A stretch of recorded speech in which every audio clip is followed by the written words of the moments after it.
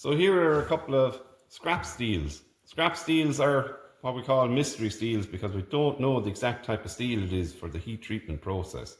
But a car spring, or trailer leaf spring, they are usually in the range of what's called 5160 steel.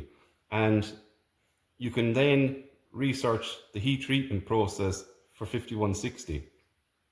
And if you follow those guidelines, you'll be very close to the correct heat treatment process. Also remember with scrap steels that these have been hardened and tempered. They've been worked, so the work might have stress put into them. But even the hardening and tempering, even if they were new and the hardening and tempering that's done to them means that they're not so straightforward for working initially, such as drilling, filing and so on. So what we would do is we would cut the piece we'd want, and then we get it into the fire and get it up to the non-magnetic temperature and let it cool in the ash of the fire or in vermiculite overnight, and you'd have the piece of metal then annealed, ready for cutting, drilling, working, if you have to do any preparation before you are forging it.